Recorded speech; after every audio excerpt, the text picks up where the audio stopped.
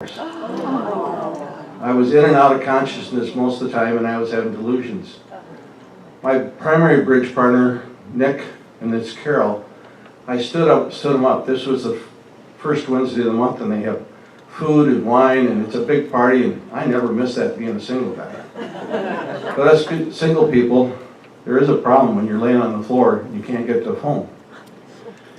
My bridge partner, God sent him. I was praying on the floor saying, somebody needs to help me. About 5:20 in the afternoon, Carol and Nick came to my door. Surprisingly, I had left the front door open. They came in. Nick found me on the floor and took me to the hospital. He didn't take me, he got the ambulance and took me.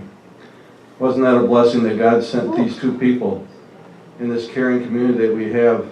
There's something wrong with John, and they came. I got to the hospital, and I have the diagnosis, which maybe John Booth or somebody can say. It's called rhabdomyolysis, and then it's a disease that affects your liver and your muscle strength. It drains all the sugar out of your muscles. You have no muscle strength at all. I could barely raise my arms. And I had cellulitis, extreme cellulitis in the leg, and this was leading to renal failure. The first blood test that they did, there's a CK blood count, which you should have between 20 and 300. My CK blood count was 23,000 when I walked in the hospital. Needless to say, it was a long time. As soon as I got to the hospital, I asked them to call a very close friend of mine who is an ex-nurse, Jackie. She came immediately to the hospital, spent most of the night with me, and was able to contact my children, but through texting. I'm not a texter. She got all of my children notified, and she was my interface with the doctor. So I had 3 God angels sent to me on that day. And needless to say, after 8 days in the hospital, I was glad to return home, and now I'm really functioning. But the prayers that I made for these 3 angels to show up in my life, I think God really does know how to answer those prayers. Thank you.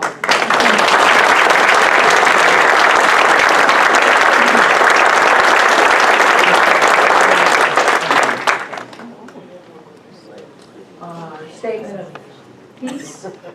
We, the people of Unity Villages, join Unity Worldwide Ministries and stand for peace. Unity stands for peace. Unity stands for love. Unity stands for forgiveness.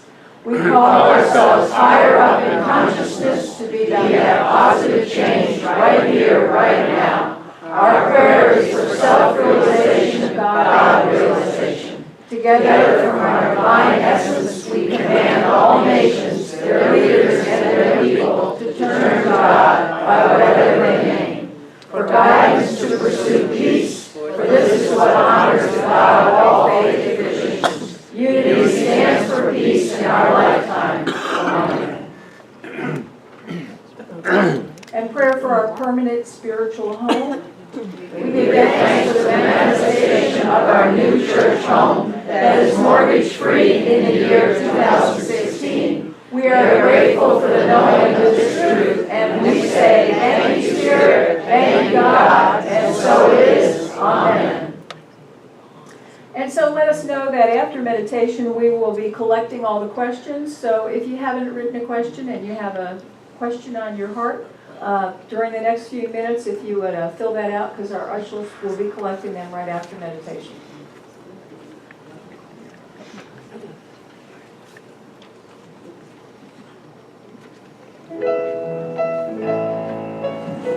Please join me. Come to the